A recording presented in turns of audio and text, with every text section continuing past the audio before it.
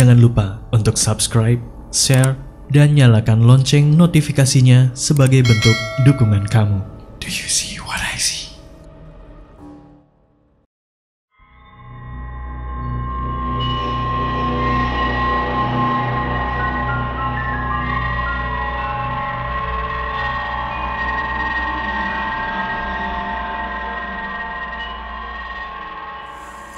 Hai, perkenalkan nama gue Febiana Hamidatun, umur gue 21 tahun, asal gue dari Subang.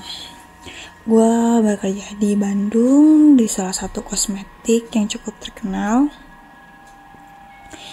Gue kerja sebagai beauty consultant yang kerjaannya itu saranin orang menggunakan kosmetik, atau juga promosi, atau juga nge-facial, atau menjadi salah satu MC di acara kelas kecantikan atau pemandunya di kelas kecantikan. Kerjaan gue sih sebenarnya simpel-simpel aja, cuman promosi segala macam, kadang juga ya segala itu. Terus juga terkadang kerjaan gue menuntut gue untuk keluar kota, contohnya seperti ke Garut, ke Tasik, kayak gitu. Nah, dalam pekerjaan gue gak kerja sendiri, yaitu gue sama tim gue yang terdiri dari 2 orang, yaitu gue dan salah satu temen gue, yaitu bisa dibilang kita panggil dia namanya Ona.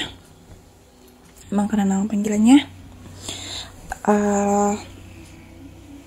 karena kerjaan gue itu selalu keluar kota dan selalu sibuk dan jarang libur, ya mungkin karena efek kecapean atau bagaimana, itu bisa aja sering terjadi. Terjadi dalam halnya gue selalu minta shift siang, atau kalau misalnya gue pengen pulang cepet, gue pengen sepagi.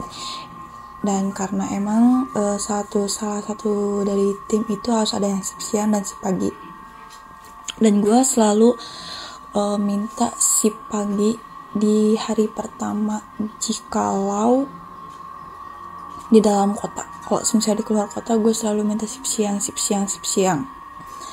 Nah, kalau di dalam kota itu gue selalu tuker-tukeran sama temen gue itu, sama temen tim gue. Nah, sebenarnya gue kebetulan dalam kota ini kerja di daerah Bojong Soang, tepatnya di daerah Bandung, tapi gue kurang tahu daerah karena gue orang baru gitu ya. Gue juga anak baru di tempat kerja gue, jadi gue taunya daerah Bojong Soang, di salah satu swalayan yang cukup terkenal.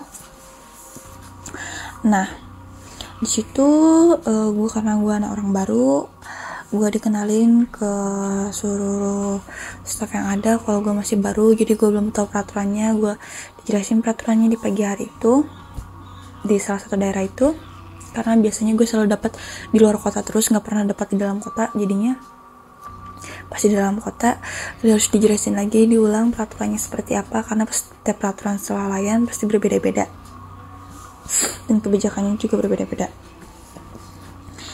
Nah, sebenarnya kejadian ini itu cukup lama, sekitar bulan Novemberan atau Septemberan awal gue masuk kerja di salah satu brand kosmetik ini. Pokoknya akhir sama awal itu.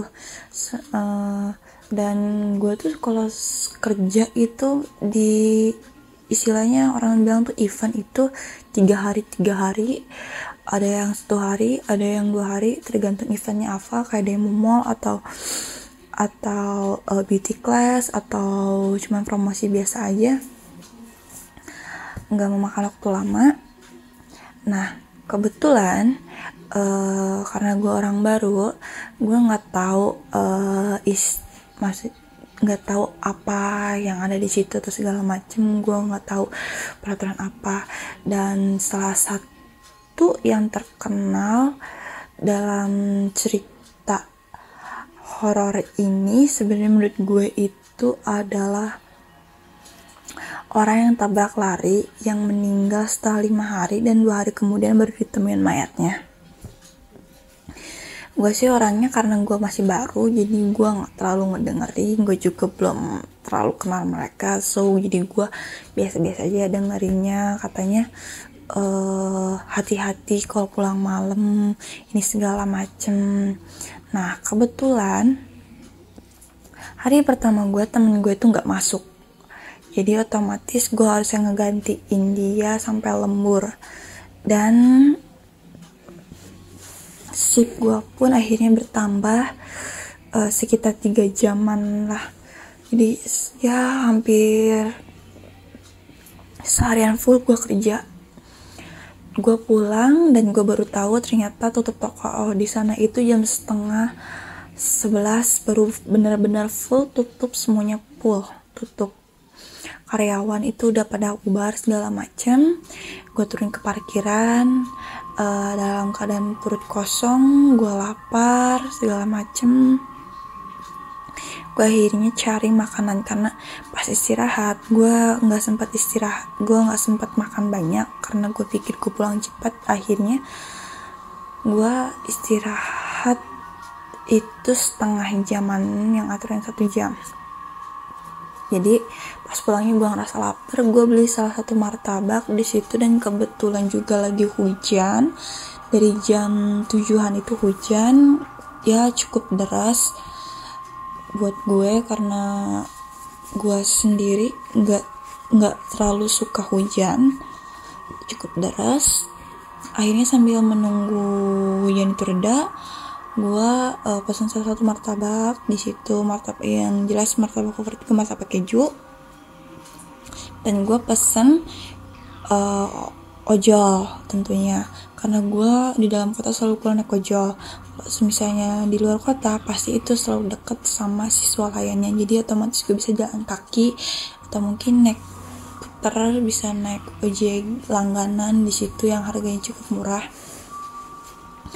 Naik ojol, dan di situ pemberitahuannya sekitar 20 menit atau 5 menitan, 20 menit atau 25 menit itu baru sampai, kata si abangnya. Meskipun di dalam si map itu 10 menit, 15 menit, tapi ternyata si abangnya kejebak macet sama hujan juga, dia lupa nggak bawa jas hujan, jadi kita sama-sama nunggu hujan itu reda.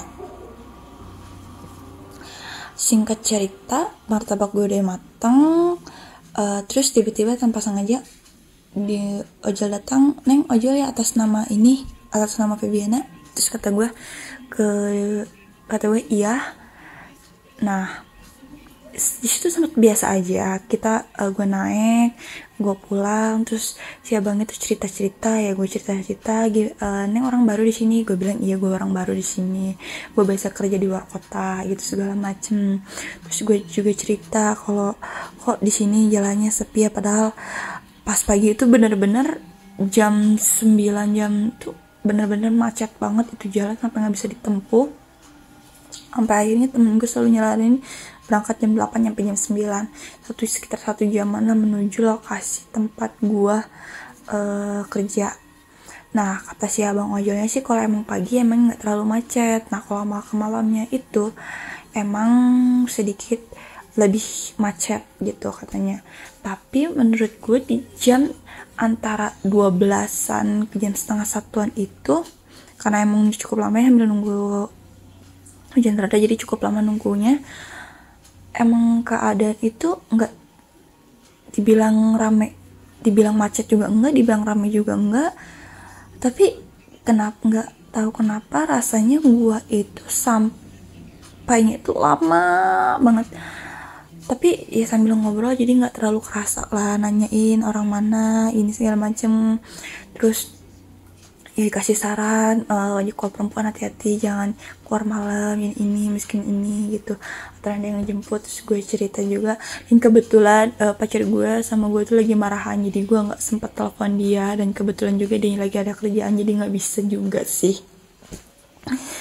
Dan sampailah gue di kosan gue sekitar jam 2 atau jam setengah 2-an. Pikir gue lama ya gitu segala macam, kok lama, tapi yaudahlah nggak apa-apa, yang penting gue sampai rumah gitu. Gue nggak bayar cash, tapi gue bayar pakai GoPay. Gue malas ini, gue langsung bilang aja, "Bang, bayarin pakai GoPay ya." Terus dia bilang, "Jangan lupa bintang 5 ya," katanya.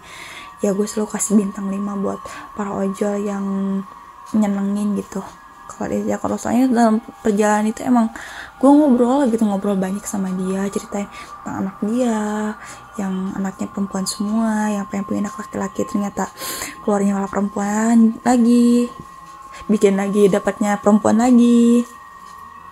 Ya cerita-cerita banyak ya kayak gitu. Pas gue nyampe kamar, gue lihat banyak banget notif nih. Terus gue belum ngebuka screen dari handphonenya, belum buka aplikasi Gojeknya. Jalan itu gue belum buka. Gue pergi cuci muka dulu, mandi, ganti baju, udah selesai. Dan pas gue buka, si abang ojolnya tuh di situ ada bacaan cancel. Dan si abangnya, maksudnya dia cancel tiba-tiba gitu, di cancel oleh si ojolnya. Biasanya suka ada pemberitaan itu batal pesanan katanya.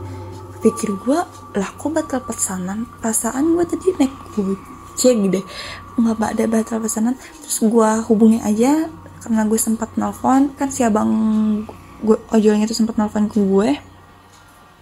Akhirnya gue kebetulan juga nomornya tuh tersambung sama WA, ya gue WhatsApp, bang kok pesanannya kok jadi batal ya, kan gimana batal, kan tadi abang yang nganterin.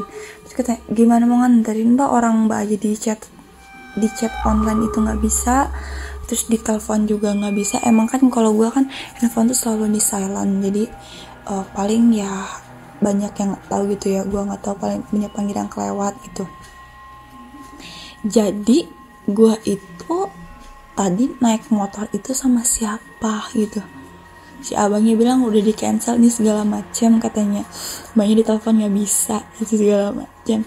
Dan gue bingung, gue sendiri langsung astaga. Terus gue ceritalah sama temen gue yang gue gini, dan ternyata kata temen gue yang meninggal pada tabrak lari itu adalah abang gue ojol yang gue tumpangin katanya, yang inisialnya nggak bisa gue sebutin, inisialnya B dan namanya nggak bisa gue sebutin itu.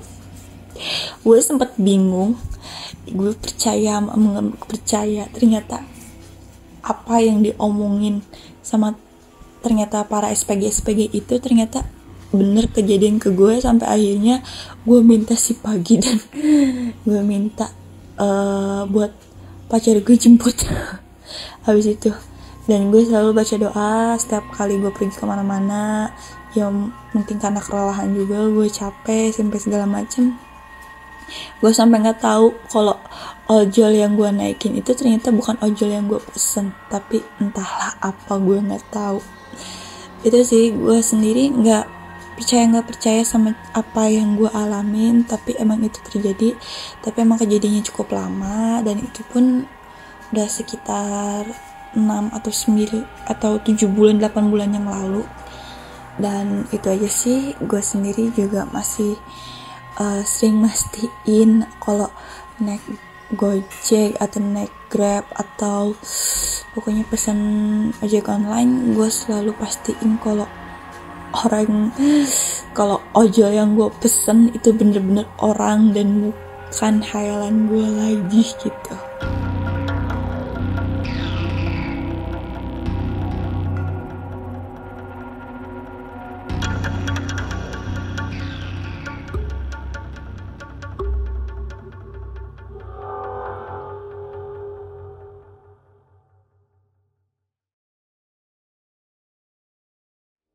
Kamu juga punya pengalaman horor? Kirim cerita kamu ke alamat berikut. Do you see